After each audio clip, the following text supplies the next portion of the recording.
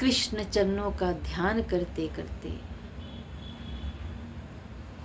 नंद नंदन को अपने हृदय में बसा के रखते हुए माधवी ने अपनी देह त्याग दी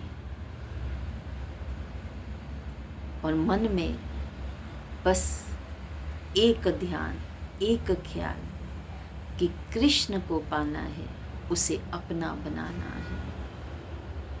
और संसार को छोड़ के माधवी चली गई। समय बीता। कलयुग के समय में राजस्थान के मावाड़ जिले में दूधा राव जी के कुल में उनके पुत्र रतन सिंह और उनकी पुत्रवधू श्री झाली देवी जी के यहाँ एक कन्या का जन्म हुआ। कन्या के होने पे बहुत उत्सव मनाया गया। बहुत से संतों का आगमन हुआ। उन्हें कन्या की जन्म कुंडली बनाने के लिए प्रार्थना की गई। जब संतों ने जन्म कुंडली बनाई तब सब ने एक स्वर में एक बात कही कि ये कोई साधारण कन्या नहीं है, ये तो कोई दैवी अवतार है जो अपना प्रभु पथ के मार्ग पे चल के प्रभु को पाने का कार्य पूर्ण करने आई है। बहुत ही शांत, दयालु, सौम्य और अद्भुत बालिका है। आपके कुल का यश कई गुना और बढ़ाएगी। जन्मों जन्मों तक लोग इसका नाम याद रखेंगे। और तब उस कन्या का नाम रखा गया मीरा। द्वापर की माधवी कलयुग में मीरा के नाम से प्रसिद्ध हुई। बचपन से ही मीरा का मन भक्ति में लगा हुआ था। संतों का आना जाना परिवार में लगा रहता था। अपने दादाजी की उंगली पकड़ के संतों के पास जाती, उनका आशीर्वाद लेती, कथा सुनती, भजन स्मरण करती और हर पल बस आज्ञा में रहने का प्रयास करती। प्रभु की सेवा उसे बड़ी अच्छी लगती थी। ऐसे ही समय में एक संत राज परिवार में पधारे। उनके रहने की बहुत अच्छा व्यवस्था श्री दूधा राव जी ने करवाई। उनके पास अपने एक छोटे से ठाकुर जी थे जिनकी वो सेवा करते, उन्हें भोग लगाते, स्नान करते, सुंदर वस्त्र पहनाते और मन का जो भाव होता था उन्हें कहते सुनते थे। मीरा रोज उनके दर्शन करने के लिए आती और उन्हें प्रणाम करके एक तरफ बैठ जाती थी। संत को ये सब करते देख उसे मन में बड़ा अच्छा लगता था। उसका मन कहता था कि मैं भी करूं। संत उसे समझाते थे प्रेम से। तो मीरा पूछती, ये कौन है आपके पास? तो ठाकुर जी कहते कि ये हमारे ठाकुर जी हैं। तो संत कहते ये हमारे ठाकुर जी हैं। इनकी सेवा करना ही हमारा जीवन है। वो प्यार से जो भी स्नान कराते, भोग लगाते, वस्त्र पहनाते थे, मीरा उन्हें बड़े प्यार से देखती थी। तो एक दिन संत ने कहा कि तुम भी ये सब करना चाहती हो? तो मीरा का मन एकदम प्रफुल्लित हो गया। तो उसने कहा कि मेरे पास तो ऐसी मूर्त नहीं है जैसा आपके पास है, तो आपके अपनी मूर्त मुझे दोगे? तो ठाकुर तो संत ने कहा कि नहीं पुत्री, ये तो मेरे जीवन सर्वस्व हैं, मैं तो इनकी बचपन से पूजा करता आ रहा हूँ, मैं ऐसे कैसे तुम्हें दे दूंगा। और तुम तो राजकन्या हो, तुम तो एक बार एक आदेश करोगे तो कितनी ही मूर्त तुम्हारे पास आ जाएंगी। मीरा ने कुछ नहीं कहा, चुपचाप संत को प्रणाम किया और चली गई, लेकिन उसने किसी और से भी कुछ नहीं कहा। अगले दिन संत को वापस जाना था, वृंदावन की ओर प्रस्थान करना था। अगले दिन जब मीरा उन संत के पास वापस आई, प्रणाम किया और एक कोने में बैठ गई। संत फिर से प्रभु को स्नान करा रहे हैं, सुंदर वस्त्र पहना रहे हैं, सुंदर उनका श्रृंगार कर रहे हैं, उन्हें भोग लगाया और फिर मीरा को प्रसाद दिया और खुद भी प्रसाद पाया। आज उनके नेत्रों में अश्रु हैं।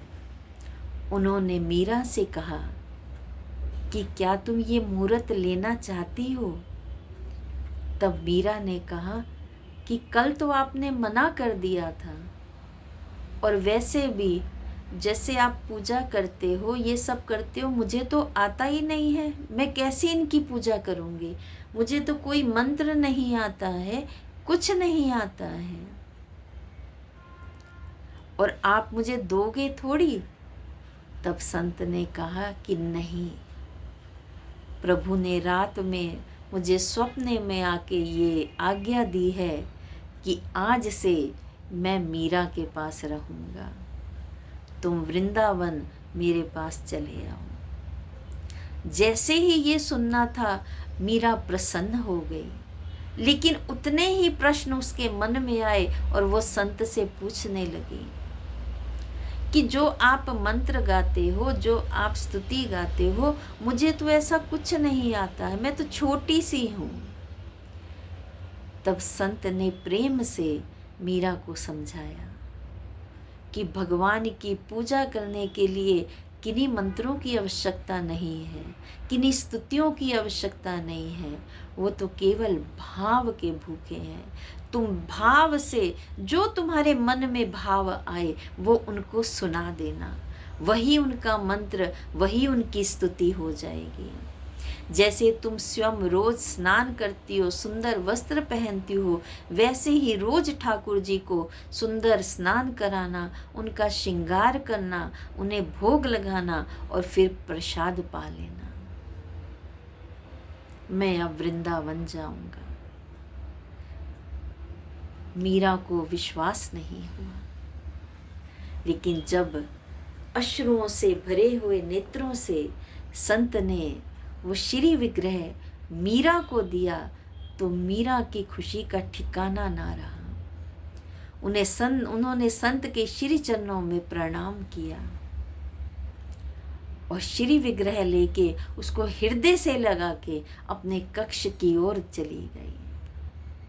आज मीरा बहुत खुश है। राह में बहन मिल रही है, बड़ी माँ मिली है कि मीरा, ये तुम कहाँ भागती जा रही हो, धीरे चलो, गिर मत जाना, और इतना भारी श्री विग्रह तुम कहाँ से लाई हो, कहीं चलते चलते भागते भागते गिर ना जाओ, तुम्हें चोट ना लग जाए, लाओ हम उठा लेते हैं। मीरा उस श्री विग्रह को और भी हृदय से कस के लगा लेती है कि नहीं, ये मेरे को संत ने दिया है, ये मेरे हैं, मैं धीरे चलूंगी और मैं इनको गिराऊंगी नहीं, इन्हें चोट नहीं लगने दूंगी।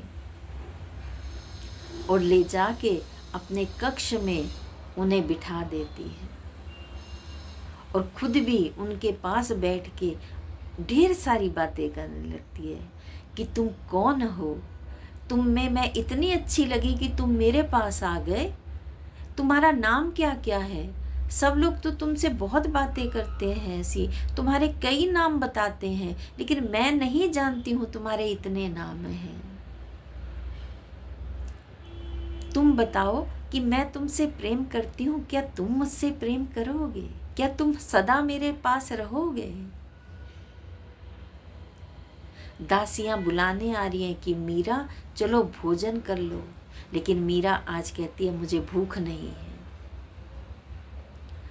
मीरा चलो बाग में खेलने चलते हैं। नहीं, आज मुझे खेलना नहीं है, आज मैं इन्हीं के पास रहूंगी, अब से मैं इन्हीं से बात करूंगी, अब से मैं इन्हीं के साथ खेलूंगी, अब से मैं इन्हीं के साथ ही भोजन करूंगी। पर अभी मुझे भोजन नहीं करना है, मुझे भूख नहीं है, तुम सब जाओ। जो भी कक्ष में आता है मीरा सबको वापस भेज देती है। दासियों ने माता से कहा कि मीरा ने सुबह से कुछ खाया नहीं है, अपने कक्ष में बैठी है। माँ प्रेम से आती है, मीरा के कंधे पे हाथ रखती है कि मीरा, सुबह से दोपहर होने को आ गई बेटा, तूने कुछ नहीं खाया है। मीरा कहती है माँ मुझे भूख नहीं है। और माँ प्यार से समझाती है कि तुम्हें भूख नहीं है, लेकिन जिन्हें लेके आई हो उन्हें तो भूख लगी होगी, क्या उन्हें भोग नहीं लगाओगी? पहले उन्हें भोग लगाओ और फिर खुद प्रसाद पाओ। तब मीरा को ध्यान आता है, हाँ संत ने कहा था कि उन्हें भोग लगाने के बाद स्वयं भी प्रसाद पाना। माँ के साथ जाती है और कन्हैया को कहती है कि तुम यहीं रुकना, मैं अभी तुम्हारे लिए खाने के लिए कुछ लेके आती हूँ। छोटी सी है मीरा, कोई विधि विधान नहीं जानती, कोई पूजा पाठ नहीं जानती, बस मन का भाव है कि मैं अपना सर्वस्व अर्पण कर दूं। भोग का थाल लाती है, ठाकुर जी को भोग लगाती है और प्रसाद पाती है। अब से मीरा की यही दिनचर्या है, हर वक्त ठाकुर जी को अपने पास रखती है। सुबह उन्हें स्नान कराना, उनका श्रृंगार करना, उन्हें सुंदर वस्त्र धारण करवाना, भोग लगाना, सब उनका कार्य अपने हाथों से करती है और प्रेम भाव से पूरे मन से करती है। ऐसे एक एक को पकड़ के लाती है कि देखो संत मुझे ये विग्रह दे के गए हैं। अपने दादाजी को बुला के लाती है कि देखो मेरे यहाँ ठाकुर जी आए हैं, तो आप उत्सव करिए। तब पोती की इस सुंदर मांग पे पूरे राजमहल को खूब सुंदर से सजाया जाता है। संतों का आगमन होता है, ब्राह्मणों का आगमन होता है और प्रभु का सुंदर उत्सव मनाया जाता है। और तब मीरा से कहते हैं कि अब तुम प्रसन्न हो? मीरा कहती है हाँ, अब मैं बहुत प्रसन्न हूँ। दूधा जी कहते हैं कि मीरा तुमने इनको लकड़ी के हिंडोले में क्यों रखा है? मैं इनके लिए अभी चांदी का सुंदर सिंहासन बनवा देता हूँ। ये सुनकर मीरा बड़ी प्रसन्न हो जाती है। अगले ही दिन ठाकुर जी के लिए सुंदर चांदी का सिंहासन आ जाता है। उसे खूब सुंदर एक स्थान पे मीरा अपने ही कक्ष में एक बहुत सुंदर स्थान पे बड़े सुंदर रूप देके उस स्थान को सुसज्जित करती है और ठाकुर जी का श्री विग्रह वहाँ स्थापित करती है।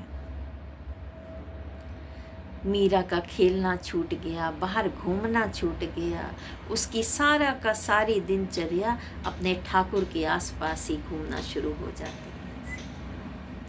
धीरे धीरे मीरा बड़ी हो रही है और उसके साथ साथ उसका प्रेम भी दिन ब दिन बढ़ता जा रहा है। माँ को बड़ी चिंता होती है कि ये बावली सी लड़की हर टाइम उस मूरत के पीछे घूमती रहती है, कल को कौन इसके साथ ब्याह करेगा? यही बात माता अपने पति से कहती है कि हमारी पुत्री तो बिल्कुल बावली हो गई है, दीन दुनिया से बिल्कुल अनजान बेखबर है, इसका विवाह करना है, इसका विवाह कैसे होगा?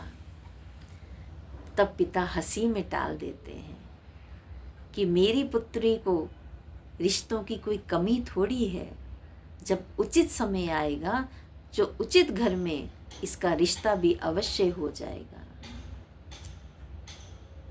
रतन सिंह जी प्रेम से अपनी पत्नी को ये बात समझाते हैं कि चिंता मत कर, उसके भाग्य में जो लिखा है वो बहुत अच्छा लिखा है। तू उसकी चिंता मत कर। समय बीतता जाता है और उसी के साथ साथ मीरा का प्रेम भी बढ़ता जाता है। एक दिन एक बारात देख के मीरा मचल उठी कि ये किसका दूल्हा है जो घोड़े पे जा रहा है, और अगर किसी का दूल्हा ऐसे घोड़े पे जा रहा है तो मुझे बताओ कि मेरा दूल्हा कहाँ है। कि बड़ी माँ जो ताई जी थी, उन्हें बड़ी माँ आप बताओ मेरा दूल्हा कहाँ है। माँ पास में खड़ी है और बड़ी माँ भी पास में खड़ी है, दोनों हंस रही हैं कि चिंता मत कर, एक दिन तेरा दूल्हा भी आएगा। अभी तू थोड़ी और बड़ी हो जाएगी तो तेरा भी एक अच्छे राजघराने में विवाह संपन्न होगा। लेकिन मीरा को तो अभी के अभी जानना है कि मेरा दूल्हा कौन है। इसलिए आज मीरा जिद पे अड़ गई है। जब मीरा ने की रोना और जिद समाप्त नहीं हुई तो माँ ने हाथ पकड़ा, अच्छा चल मैं बताती हूँ तेरा दूल्हा कहाँ है। माँ ने प्रेम से हाथ पकड़ा, मीरा को गोद में उठाया और ठाकुर जी की ओर इशारा करके कहा कि ये देख, ये रहा तेरा दूल्हा। तू क्यों इतनी जिद और परेशान कर रही है, तू तो हर समय इन्हीं के साथ रहती है, यही तेरा असली दूल्हा है। देखिए, कहते हैं कर्म की गति गोल घूमती है। पिछली बार माँ ने कहा, क्या कहा था कि कन्हैया से दूर रहना, और आज माँ क्या कह रही है कि ये जो सामने बैठा है ठाकुर, यही तेरा दूल्हा है, यही तेरा अपना है, यही तेरा सर्वस्व है। क्योंकि माँ के कर्म को भी तो काटना है भगवान ने। जिस माँ ने दूर किया था, आज उसी माँ ने मीरा को कन्हैया से मिला दिया है कि ये तेरा दूल्हा है। और माँ की बात सुन मीरा इतनी प्रसन्न हो गई कि हाँ, यही मेरा दूल्हा है। उसने जाके ठाकुर को हृदय से लगा लिया और फिर उत्सव किया कि आज विवाह है। कन्हैया को माला पहनाई है, सखियों को सबको बुला के विवाह उत्सव हो रहा है। मीरा ने ठाकुर जी को माला पहना दी है, ठाकुर जी के हाथ से खुद माला पहन ली है और सब प्रसन्न हो रहे हैं कि देखो बच्चों के ये जो खेल हैं, गुड्डा गुडियों के जो खेल हैं, वो कितने अच्छे कितने प्यारे लगते हैं। लेकिन कोई ये नहीं जानता कि विधाता ने क्या लीला रच रखी है। समय बीतता जाता है, माँ को फिर चिंता होती है। अपनी जेठानी से कहती हैं कि मीरा अब बड़ी हो गई है, उसका विवाह किसी अच्छे राजघराने में हो जाए तो मुझे भी चैन आए। मीरा जब सुनती है कि उनके विवाह की चर्चा है तो वो कहती हैं कि आपने तो कहा था कि मेरे जो पति हैं वो ठाकुर हैं, तो एक पत्नी एक स्त्री का विवाह एक ही बार होता है, तो आप दोबारा मेरा विवाह क्यों करना चाहते हैं। माँ ने हंस के उनकी बात को टाल दिया। मीरा अपने दादाजी के पास गई और उन्हें कहा कि मेरा विवाह क्यों, मेरा विवाह तो हो चुका है। माँ ने ही मुझे कहा था कि ये ठाकुर ही तुम्हारा पति है, फिर अब मुझे दूसरे किसी व्यक्ति के साथ आप विवाह के बंधन में कैसे बांध सकते हैं। दादाजी ने प्रेम से सिर पे हाथ फेरा, मीरा को समझाया कि ठाकुर तो सबके पति हैं, वो तो सबके हृदय में विराजमान हैं, वो तो घट घट के वासी हैं। अंतर्यामी है, हर एक के मन की जानते हैं, लेकिन संसार के जो नाते हैं उन्हें भी निभाना जरूरी होता है। देखें विधाता ने तेरे भाग्य में क्या लिखा है। मीरा आंख में आंसू लिए हुए अपने कक्ष में वापस आती है और श्री ठाकुर जी के पास बैठ के ये विनती करती है कि आखिर आप क्या लीला रचने जा रहे हो। मेरे तो सर्वस्व, मेरे प्राण धन केवल आप ही आप हो, फिर ये संसार के बंधन से आप मुझे क्यों बांधना चाहते हो। आपकी लीला से मैं बिल्कुल अनजान हूँ। आप मुझ पे कृपा करो और मुझे इस दुविधा से बाहर निकालो। इधर विवाह की तैयारी के लिए राजा भोज को चुना जाता है।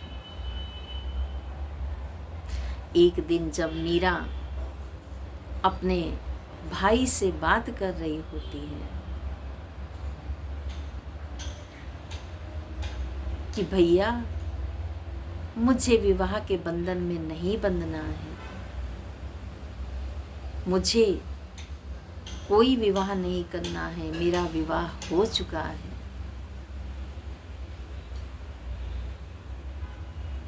राजा भोज जो मीरा को देखने के लिए आए हुए थे, कक्ष के बाहर खड़े होके उनकी ये बात सुन लेते हैं और कक्ष का दरवाजा खोल के भीतर जाते हैं और हाथ जोड़ क्षमा मांगते हुए ये कहते हैं कि क्षमा कीजिएगा, मैंने आपकी बात सुन ली है। आपके परिवार वाले किसी न किसी से आपका विवाह अवश्य करेंगे। यदि आप मुझसे विवाह करती हैं तो मैं सौगंध खा के कहता हूँ कि मैं आपसे कभी कोई उम्मीद या पत्नी का संबंध स्थापित नहीं करूँगा। ये मेरी अटल प्रतिज्ञा है। इसीलिए भोजराज जी को कलयुग का भीष्म पितामह भी कहते हैं कि उन्होंने एक क्षण में इतनी बड़ी प्रतिज्ञा कर ली कि कभी आपके मान सम्मान पे आंच नहीं आने दूंगा, लेकिन आपके साथ आपका और मेरा कभी पति पत्नी का संबंध भी नहीं बनेगा। आप जिस पथ की ओर चल रही हैं, जिसे आप अपना पति मानती हैं, वही आपके पति रहेंगे, वो प्यारे ठाकुर जी। ये मैं आपको वचन देता हूँ। और इस तरह मीरा का विवाह राजा भोज के साथ संपन्न हुआ।